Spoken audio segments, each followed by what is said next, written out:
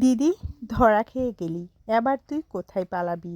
এ কথাই বলছে উর্মি দীপাকে। বিস্তারিত জানতে দেখতে থাকুন বন্ধুরা। অনুরাগের ছোঁয়াতে আমরা সবাই দেখতে পারবো মাঝরাতে সোনা ও কৃষ্ণকে একসঙ্গে পরিবারের সকলে দেখে ফেলে।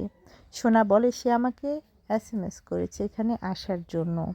সবাই কৃষ্ণকে সন্দেহ করে, যা না তা বলে অপমান করতেই লাগে। কান্নায় ভেঙে পড়ে রূপা, কারণ সমস্ত প্রমাণ সোনা দেখিয়েছে। কোনোভাবেই মানতে পারছে না রূপা কৃষ্ণ এমন নোংরা কাজ করতে পারে। কিছুক্ষণের মধ্যে পাড়া প্রতিবেশী এসে হাজির হয়, যা না তা বলে শ্যান পরিবারের সবাইকে অপমান করতে লাগে। প্রচণ্ড পরিমাণ কৃষ্ণের উপর ক্ষিপ্ত হয়ে যায় সকলে।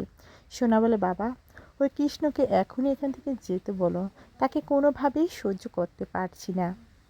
কৃষ্ণকে বাড়ি থেকে বের করে দেয়া হয়।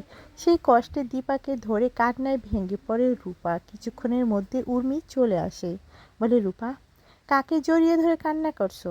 অবশ্যই তোমার মা ভেবে, তাই না? তাই তো, কিন্তু কোনো কথাই বলছে না রূপা। রূপা বুঝতে পারছে না হঠাৎ করে উর্মি কি তার মার মুখটা দেখে ফেললো কিনা।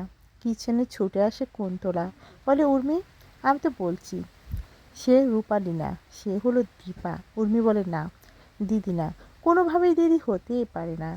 তারপরেই আমরা দেখতে পারবো বারবার করে সোনাকে শান্ত করার চেষ্টা করে। দীপা বলে, আমি আছি তো, আমি থাকতে কোনো কিছু হবে না, দেখবি সমস্ত কিছু ঠিক হয়ে যাবে। ঠিক সেই মুহূর্তে সূর্য চলে আসে। দীপা বলে, রূপা, তোর বাবা আসছে। দুজনে দুদিকে সরে যায়। সূর্যকে দেখে দীপা আবারও ঘোমটা দিয়ে দেয় বড় করে, যাতে করে কোনোভাবেই সূর্য দীপার মুখটা দেখতে না পারে। দীপা সূর্যের গায়ে হাত রাখলেই সূর্য হাতটা সরিয়ে দেয়। দীপা বলে, আপনার তো এই বাড়িতে দরকার,